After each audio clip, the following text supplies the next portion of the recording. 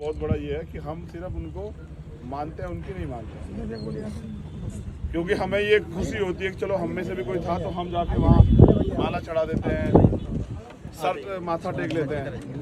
मैं ये इन लोगों को कह रहा हूँ, ये जो ये नई वाली नस्ल खड़ी है राम कुमार वाली, देखो सीखना पड़ेगा। अभी एक मुझसे गाड़ी में चल के साथी कहा था कि भाई मैं तो बाबा साहब का मिशन चला रहा हूँ, अभी दिखा नहीं मुझे यहाँ कहीं। मैंने उसको कहा कि ठीक है फिर बताओ बाबा साहब कब पैदा हुए थे, तो बताया 14 अप्रैल। मैंने कहा सन बताओ, तो सन बता नहीं पाया। तो बताओ कैसा मिशन चला रहे जब आपने नहीं सर। आज तो बाबा साहब को भी हम चर्चा कर रहे थे, वो भी पूछ रहा है जो बाबा साहब की जीते जी सब यात्रा निकाले, वो संगठन बाबा साहब कह रहा है कि बाबा साहब से बड़ा कोई था ही नहीं। जब वो कुछ करता तो सबसे पहले कोट करता कि बाबा साहब ये कहते थे, समझ रहे हो? क्योंकि बाबा साहब वो ज्ञानी पुरुष थे, जिनकी महापुरुष, जिनकी हर सब्जेक्ट पे थ्योरी है, कुछ ना कुछ हर जगह उन्होंने अपनी बात रखी है। कोई सब्जेक्ट ऐसे जिसमें बाबा साहब ना बोले हो, जिसपे उन्होंने विचार ना रखे हो। तो जब आप पढ़ोगे ना, उनकी वॉल्यूम्स हैं। मैं आपको फिर कह रहा हूँ, आजकल एक जो नया ट्रेंड हो गया ना, वो मसीहा भगवान बनाने वाला, उससे बाहर निकल जाओ। पैर छूना, हाथ मिलाना, फोटो खिंचवाना, इससे कुछ नहीं बदलता। तुम मेरा ज्ञान ले सकते हो इससे, अभी मिले, जब तुम पढ़ोगे तभी मिलेगा तुम्हें तुम्हारा ज्ञान। चाहे तो मूर्ख बन जाओ और 2-4-10 साल बाद कहना कि हम तो कुछ कर ही नहीं पाए, या फिर पढ़ना लिखना सीख लो। जब पढ़ना लिखना सीख जाओ, हमसे तो 2 बच्चे आज मिले थे, ऐसे हमने पूछा कि बताओ कितनी उम्र है, एक ने कहा 16 साल, तो हमने कहा आज के बाद हमारे रैली में माना मत। जब बालिग हो जाओ, अभी अपनी पढ़ाई पूरी करो, जब बालिग हो जाओ और समझ जाओ लड़ाई को, तब आना।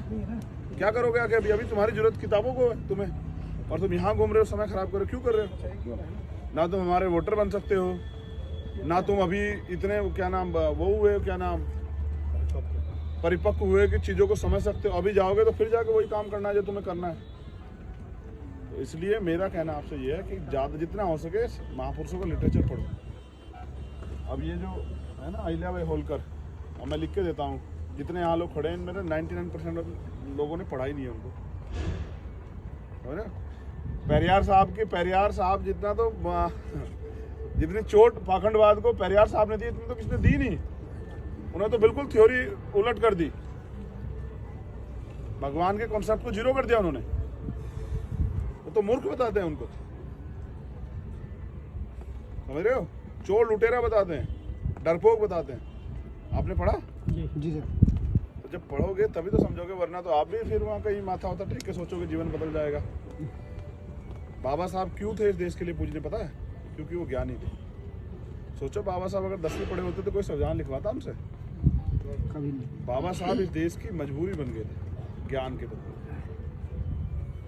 वरना इतना बड़ा कॉन्स्टिट्यूशन, दुनिया का सबसे बड़ा कॉन्स्टिट्यूशन कैसे लिखा जाता?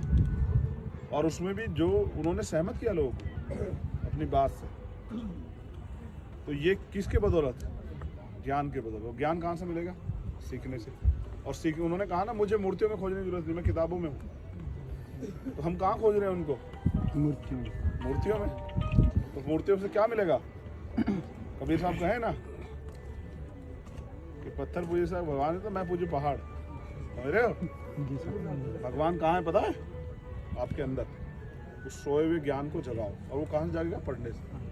नहीं पढ़ोगे तो मूर्ख बन जाओगे। फिर 5-7-10 साल बाद कहोगे कि बाबा साहब का मिशन चला, कुछ हुआ तो है नहीं। तो बाबा साहब का मिशन हम इसलिए चला रहे कुछ हो जाए। हम इसलिए चला रहे हैं कि क्योंकि ये मिशन है, इसको खाना पीना नहीं, इसको पढ़ना पढ़ाना, कि आने वाली पीढ़ियाँ सीखें, वो करें। भाई अगर ये रुक जाएगा तो फिर मिशन आगे कैसे बढ़ेगा? हमने एक सफ़र तय किया है जो यहाँ से रांची का है, और हम यहाँ से लातेर जाके रुक जाते हैं, तो सफ़र कैसे पूरा होगा? कोई अगर हम नहीं जा रहे तो उसको कोई और आगे लेके जाए, तभी तो जाएगा ना। इसलिए रुक गया है, समझते हो ना, रुक गया है जी। तो समझते हो तो इसको आगे चलाने में मदद करो, या फिर उन नेताओं को ढूंढ लो जिनका अंतिम लक्ष्य पैसे वैसे कमाना है, जो चमक दमक देख के राजनीति में है, उनको ढूंढ लो। उनके वो चमचे चाटुकार बन जाओ, तो शायद तुम्हारी ज़िंदगी में कुछ बदल जाए। अगर मिशनरी बनना है तो फिर इससे बाहर निकलो। अंधविश्वास, पाखंडवाद, झूठ, लालच, फिर लाओ महापुरुषों को। देखो मिशन किसका है ये जो हम चला रहे हैं? बहुजन समाज, बाबा साहब भीमराव। खाली बाबा तथागत बुद्ध से लेके कांसीराम साहब तक का तथागत बुद्ध से लेके काशीराम साहब तक का महापुरुषों का मिशन है। ज्योतिरापुर है। गौर करो इस बात पे। तो रास्ता किसका होना चाहिए चलाने के लिए? नहीं, रास्ता बुद्ध के सिद्धांत पे चलने की जरूरत है। जब मिशन उनका है ना तो रास्ता भी उन्हीं का होगा। उन्हीं का होना चाहिए। अगर आप ये सोचते हैं कि रास्ता अपने से पूरा कर लोगे, नहीं कर सकते ना, नहीं नहीं कर सकते। जब तक आपके अंदर दया, करुणा, मैत्री, भाईचारा नहीं आएगा, समता, समानता, बंधुत्व, भाईचारे को आप नहीं समझोगे। जब तक आपके अंदर ये 4 चीजें पैदा नहीं होगी, ईमानदारी, संघर्ष, संकल्प और समर्पण, जब तक ये 4 चीजें नहीं आएंगी आप आंदोलन में नहीं चला सकते हो। याद रखना, जब आपकी बोली लगेगी तभी बिक जाओगे। समझ रहे हो? क्या क्या? ईमानदारी, दूसरा क्या? संघर्ष, तीसरा संकल्प, चौथा समर्पण, त्याग।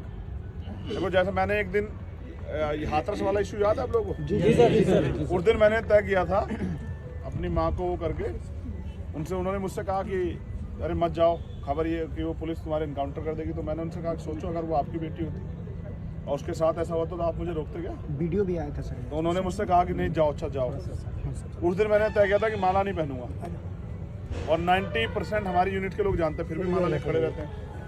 और मैं देखता हूँ, हंसता हूँ कि देखो कितने बड़े मूर्ख। जो नहीं जानते उनको तो बेचारों कुछ पता नहीं, उनको चलो उनकी बात नहीं है। लेकिन जिनको मैंने बता रखा है माला नहीं पहनता, वो भी ले खड़े रहते हैं। जिद कहते हैं भैया एक बार पहन लो, क्या हो जाएगा भाई? मैंने भी ये संकल्प लिया है आप सब लोगों के सहयोग से कि जब तक बाबा साहब अम्बेडकर और माननीय काशीराम साहब का सपना पूरा नहीं होता तब तक हम माला नहीं पहनेंगे। और मेरा मन है माला पहनने का, इसलिए इस देश में प्राइम मिनिस्टर बनना है, इसलिए मैं यहाँ झारखंड में हूँ। समझ रहे हो?